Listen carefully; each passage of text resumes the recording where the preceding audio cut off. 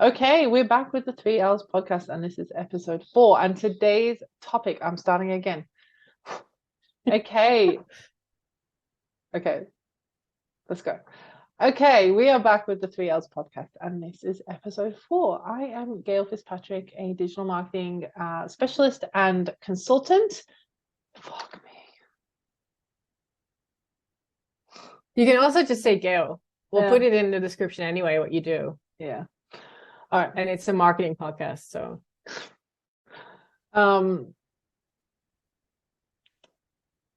Okay, we are back with the 3Ls podcast. This is episode 4. My name is Gayle, and I am here with my co-host Kim, and it's all about Kim today because we are talking about what is copywriting. What is it? So Kim, take it away with the first question right there. What is copywriting? Yeah. So it's actually one of the most asked questions I get when I say I'm a copywriter, especially to people who are not working in marketing or are not working in business. For example, I was talking to my friend the other day. She's a carpenter, and she asked me, so what is copywriting? And even though it's a really simple question, I really always, when they ask me, I would kind of scramble to try to explain. Find the right answer. Yeah. Because it's such a I feel like I've used it so long in certain ways that I wasn't really sure. So for today, I kind of looked up what it actually means, and then what the different types are and how I see it. So I'm just gonna take you on a little road. Yeah. I'm excited. So very classically, I guess, I looked up what it means in the Oxford dictionary, aka Google, because I don't have the actual paid version. So on Google, Oxford is saying that copywriting is the activity or occupation of writing the text of advertisements or publicity material. And they mean with publicity material, they mean notice or attention given to someone or something by the media. So that's still very broad. Doesn't really give you much, does it? Not really, but if you then look at what they say writing means, so they say writing is the activity or skill of writing. So the biggest difference between those two is actually that copywriting is meant for media purposes and specifically to give something in the media attention. So media, obviously, we think now when we talk about media, we think about newspapers, TV, but actually media is everything that communicates something to the mass, so to speak, right? So in the olden days, it was a flyer on a door that was basically the media that they had, the newspapers, and now it's the social media, it's the 95% blogs of anything written down that we consume. Yes, exactly. So I feel it's still too broad of a topic. So how I told it to my friend the other day, I said, copywriting is basically writing to sell something. And that's very blunt as well, but that's basically what we're trying to do. Like, even when you write a blog, even when you write a social media post, your eventual goal is to either retain your clients, get new clients, get eyeballs on there. So that's kind of what I see copywriting is compared to normal writing. I also see some people say copywriting is really the art of selling through words, which I really enjoy. Would you say I'd say there's a lot of psychology in copywriting. Yes. A lot of psychology involved. Like, you really have to understand the psychology of people and the psychology of buying. And you say that copywriting is the act or the art of selling, but that in itself is quite a broad spectrum of skills, if you like, because it's not just a case of we're selling today. It's everything that comes before the sale, all the priming, all the nurturing. Yeah, definitely. And I think that's because we see marketing and sales as something separate. I think in any business that I worked in, the friction between sales and marketing is always ongoing. Like sales thinks they don't get enough leads, marketing thinks that sales isn't doing enough with the leads that they offer. So that is always a bit of a struggle. But however, it is, if you look at like, if you take it a little higher and you look at commercy, that also includes marketing. That also includes sales, because I think anyone who's worked in sales would say, especially if you're making like bigger sales, you know, if it's more service providers or, you know, bigger products, really high ticket most items. people would not buy it after seeing it once. Nope. In fact, I have a stat for that. It takes anywhere between 8 to 32 touch points for a client to buy. Yeah. And I think it also depends on where they see you first. So if they see you on social media, you need more touch points, and when they see you in the store or something, you know, that's the first part they see you. So we all go through this like buyer journey, or customer journey, as it's also called. And as a copywriter, what you do is you basically guide the lead, the potential client, to the point that sales is like, okay, now I can put my effort into it. So that means the blogs that you write, of course, it's to share knowledge, you know, that's the main purpose of a blog, or share opinion. But the eventual goal is that person is going to buy from you or work with you or stick with you. So even when the call to action is not sales focused, that's always still, the intention there. Yeah. And I mean, how many blogs have we that we read that at the end it still says like, are you interested in that? Just leave your number, I will call you back. Because that is the purpose. That's what we do with our websites. We want clients.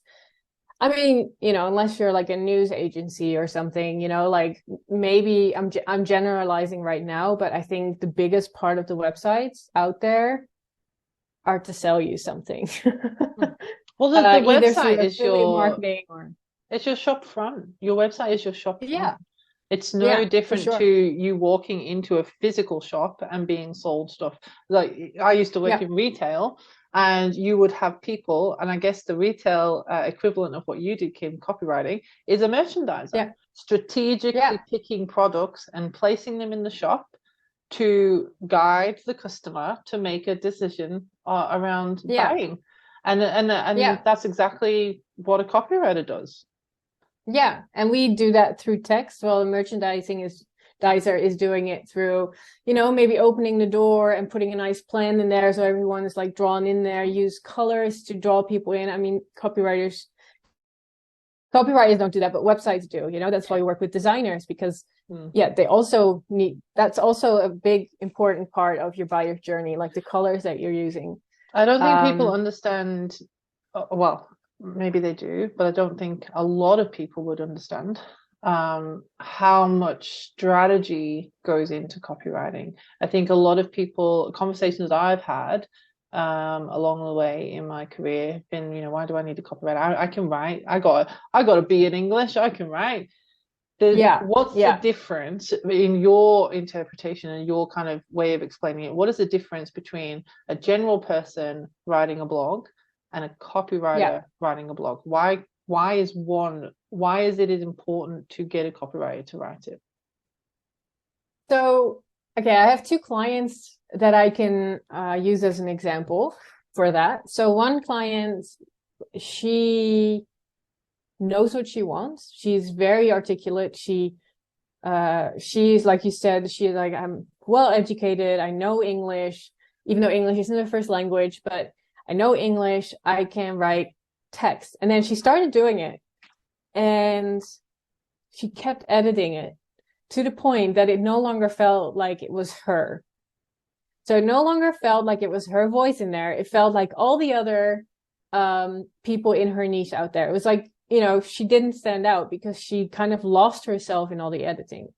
As a copywriter there, what I do is I really try to get into a business owner's mind to, you know, figure out who they are, who they're targeting, and how we can bring those two together.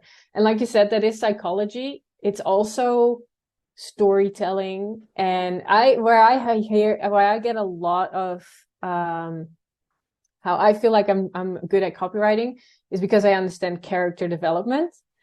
I've done screenwriting. I've done, I like to write creatively. And what my favorite thing ever to do is to create a well-rounded character. So when I talk to a new client, the first thing that I do is like create character around that person. And yeah, so with her, what I'm really going to focus on is create copy that feels like her and also guides your buyer. Because she kind of lost her voice in her own edits, basically. I think brand voice is a very important thing for a copywriter to be able to translate. So yeah. I would love to, like, I think we'll touch point base on that in another episode, because that is something that I can like go, another hour about.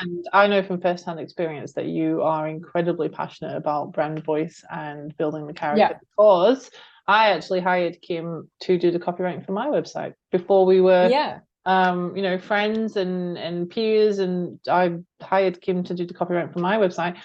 And I've worked with a lot of copywriters, and I think I said to you at the time, Kim, I've never had anyone send me a first draft and I've not had to put red marker all over it. Yeah, that's great. I think what we're going because of the stringent process that you had in getting to know the character and building the character. You just nailed it first. Yeah, and I love that. That's like, that was your experience, and that's also my goal. Like, my goal is to send you copy that you're reading, or even better, that you show someone that knows you well, and that person says, "Whoa, this is so you," because we want that uniqueness in your copy. So that's one client. That's where I help with that. But the other one is, a lot of people think they can write, and they just can't edit. So they just put like so much copy on there, and people don't want to read it. So people are like, it's not a bounce rate, because they do scroll and they do click, but they're like off of it in no time. And I always say, it's maybe strange as a writer that I say less copy is usually better. But yeah, this guy, he just wrote so much on there, and he's like, yeah, but it's all valuable. And then you look at it, and it's really a lot of fluff, not for getting sales. I just want to make a separate point on this. I want to make a separate point on this, because I think we talked about this in a previous podcast. Kim is part of a storytelling competition at the moment. And have you found out about this round yet or not? I have not yet. You've not found out about it yet. Okay. No. So when Kim's talking about less is more, the aim of this competition, if I'm correct in thinking, is to write a story in 100 words or less. And that seems, it is a lot harder to write a story in 100 words or less than it is to write a 2,000 word story. It's a lot harder. So 100%. You really have to hone in and focus on what the objective is, what the storytelling, what the story is, the character development. You've got to do all of that in 100 words, which is an incredibly difficult thing to do. Yeah. Kim sent me her first submission, and I was like, mind blown. She sent me her second submission, and it took me on a journey. I laughed. I like felt bad for the character. There was insinuations there was connotations there. I was like, oh, she's a bit cheeky. Like, she took me on a journey in less than 100 words. And I just want to highlight and bring kind of, attention to the fact of how difficult it actually is, that because if you think you can do copywriting, if you think, oh, I don't need a copywriter, I'm going to write this myself, take what you've got, don't just halve it, bring it down to a quarter of what you've got and make it say the same thing in a way that's effective and still going to convert. Then you can call yourself a copywriter, because that's the difference. To me, that's the difference. And that's very, very true. And so when I started doing journalism, and it's basically a rule in writing, but in journalism, they taught me. That's why I learned it first. It's kill your darlings. And it basically means if you're really proud of what you wrote, but it doesn't help your story forward, or it doesn't, it's not necessary in those whatever words, kill it. And usually what I do, and I know, like, I think Stephen King said it as well. He has like this notebook where he has all these like random ideas that didn't fit whatever he was doing at the time, but he uses it to, maybe it gives inspiration at a later date or something. So you don't have to actual kill it, but you have to like, gotta stick be with pretty the core, brutal. Because people don't read. That's like brutal. People read books. Yeah, you want to be brutal. Yeah. And that's what they're saying, like 20% is writing, 80% is editing. And that's what you need to be good at as well as a copywriter. And I see a lot of copywriters use a lot of words. Because that is perceived value by the end client. Yes. Exactly. Oh, they wrote 5,000 words. Well, I'll tell you what, if they wrote 5,000 words of crap, it's not going to be any better than 1,000 quality words. No. And that's Churchill why... said it's a very famous quote from Churchill in World War II. I don't know who he wrote to, but it was, his phrase is, I didn't have time to write a short letter, so here's a long one. Yes. Because and that's just that's just the way it is. So that's also another thing, like editing is a huge part of my job. Is it fun? No, not really, but it's really, really, really important. To bring the message across in a way that it actually comes across. And you mentioned something before as well, that I also think is really important bringing attention to. People don't read. People don't have the attention spans to read a long set. If I click onto a sales page and I see that it scrolls all the way down, I don't read that. I'm scrolling all the way down to the bottom to see what the conclusion of that is. I don't have time. I don't have the energy. I don't have the interest. I just want you to get to the point. No. Yeah. So that's also very interesting, because that's the psychology of who goes on your website, because there are people then like you and me, because I do the same thing, that instantly scroll down, look at the price, look at the FAQs, and then decide. Yeah. But there are also people who want to see the reviews, who want to get to know the teacher and the service provider. What I think when I see those kind of sales pages is like, put up a video. Yeah. If you can say something in a video, say it in a video instead of text. Also, or I'm probably more likely to interact with a page that's long if I'm further down the funnel. So you're probably good to have a mixture of two. Have the long page for the people that are further down the funnel and want the extra information, or have a shorter version for people that have just found you and just aren't ready to commit to you and give you that much time yet. Yeah, as well. Yeah, so that's also I actually kind of forgot to mention that, but that's also a very important part of my job. Like, I have to understand marketing, I have to understand sales, and then I have to figure out from the client, where in this funnel are you using that website? Yeah. And if you're saying I want sales on that website, how are you going to, get the people there? Because if they go on your website and they don't know anything about you, you need to make sure that they get to know you. But if they come from your social media, they've been following you already, then you can, you don't have to have that long about me page anymore.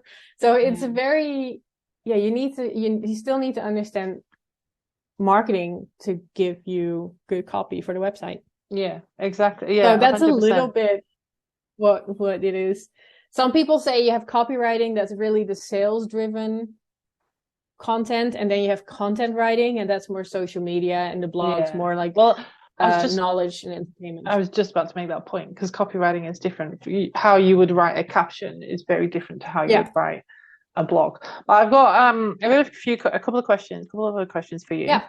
How have you seen copywriting, if you have, how have you seen copywriting change throughout the course of your career? I think the less is more important. People get so much stuff. They want to get an answer to their question really quick, which also is the second part. Like, how it relates to SEO. Like when I started, if you had like a page that had like all these like keywords on there, that was kind of, you know, okay for SEO. Yeah, it's called keyword stuffing. With AI, that's like not happening anymore. Like Google gets it now. Well, so that brings me to the other point. That was going to bring me to my next question. AI. Yeah. Where do you see AI in copywriting? Are you worried? Are you concerned? Are you excited? How are you feeling about AI? I'm actually excited about AI. I use it in my business. I'm very open to that to my clients. But there's a couple of things that are really important. First of all, the prompt that you put in there is really important. So for example, I asked the other day, can you write me an email about whatever? And he gave me a really formal email. And I said, can you make it a little less formal? Or no, I said, can you make it informal? That's what I said. Can you make it informal? And then he started too far the other side. Yeah, he went like, yo,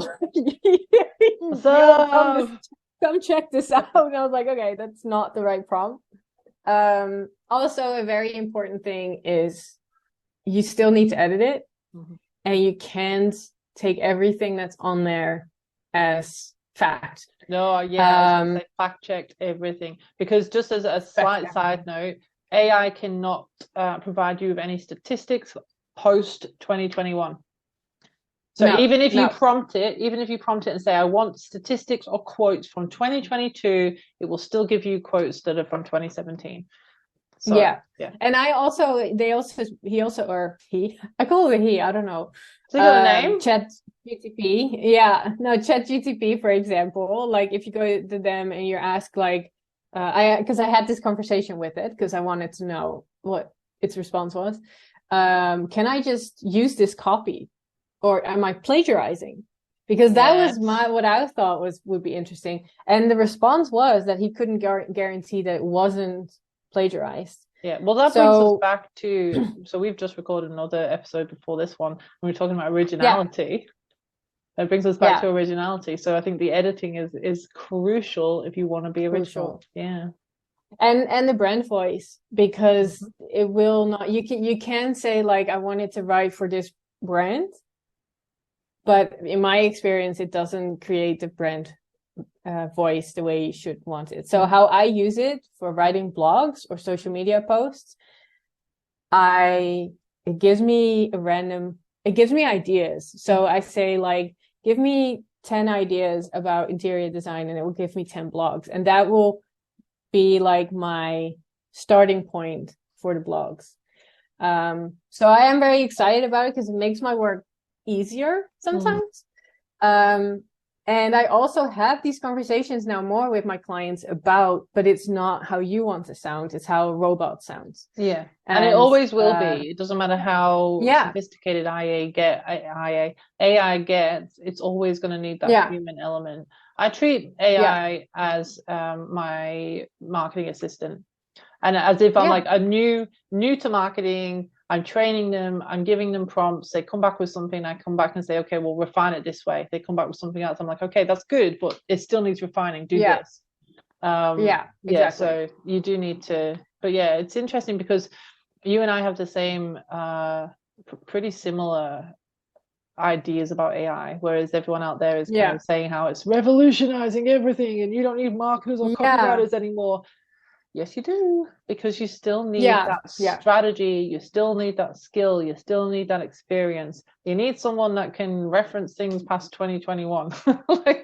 And you just need that, like, I mean, for some people that don't know how to write and can't afford a copywriting writer, it might be the help that they need to get started. Yeah. But I think every client that I've talked to about it, they have that realization that AI will not write the copy that they want on their website.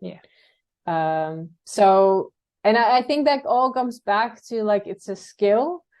I've been doing it for a long time. I love doing it. And I invest in getting to know the psychology behind buying, getting to know the psychology behind sales, like this, you know, you need to know both sides. There's a lot of different hats in marketing, copywriting, graphic design. You're not just a marketer, copywriter, graphic designer. You have to understand all of the other elements that go into how your work is going to be used. Yeah, especially if, depending on the medium that you use. So is it Twitter? Is it Instagram? Is it a blog? It's so different.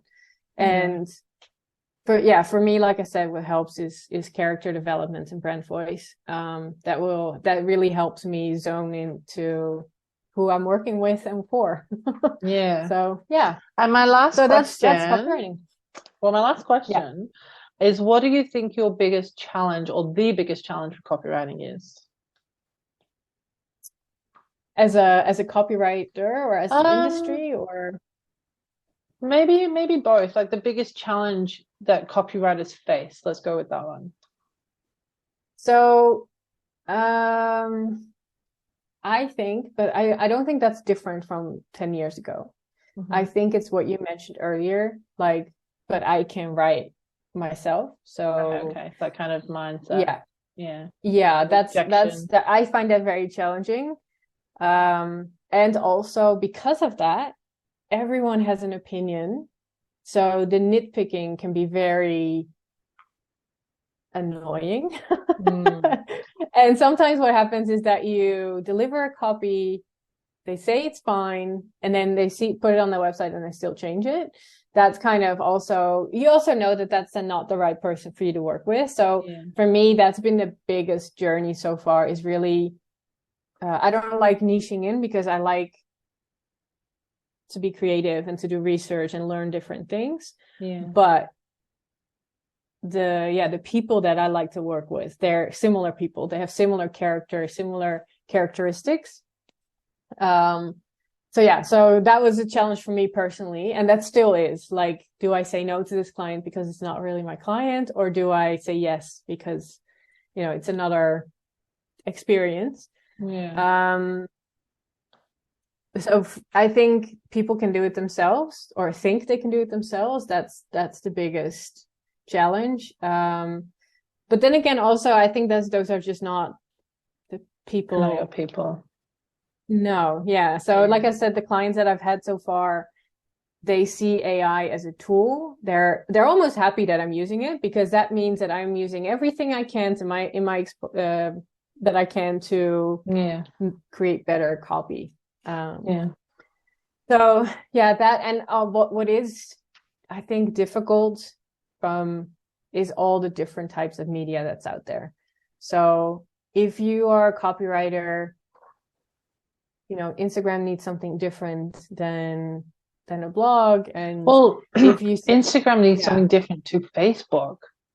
Like, you can't, you can cross post, of course, but if you really want to have an impact, you should be creating different, focused, strategic posts for specific to the platform as well. That's the extent of which copywriting has got. You've got copywriters that only focus on social media copywriting now. Yeah, that was what I was going to say, because there's a solution to that, and I see that more and more as well. No, that's okay. I stole your moment. Like, no, that's okay. Is they get more, they're not per se niching in, as in like, I only work for a specific industry, but I only work for Instagram. I only write blogs. I only write sales pages. I'm only doing email marketing, because it's easier to, if you only do Instagram, it's easier to stay up to date on Instagram. Because you don't have to deal with all the other bullshit. If you just do blogs, it's easier, because you just have to stay up to date with SEO. So I think, what's your favorite part? Blogs. Why? I just like doing research. So I like doing the research to different topics. I like, you know, sometimes there are opinion pieces and I have to interview people. So I think that's where my journalistic background is still a bit there. Like, I like to, I like to, I don't know, I've always liked writing blogs and background stories and stuff. So I think it gets closest to writing short stories, honestly. No, you're probably not wrong. And about pages. I love writing about pages. because that's where the character building comes into play as well. So those two things are my favorite thing to do. Yeah. Awesome.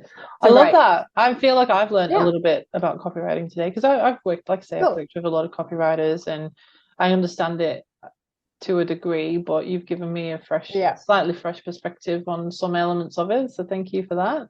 Hopefully the listeners have learned something too. And I think it's very clear, what I will say as an extension to what you said, you need a copywriter that has the skills, but also that and it's the same with marketing. You need a copywriter that has the passion, because if there's no passion, the copy that they come up with is going to be a little bit lackluster. But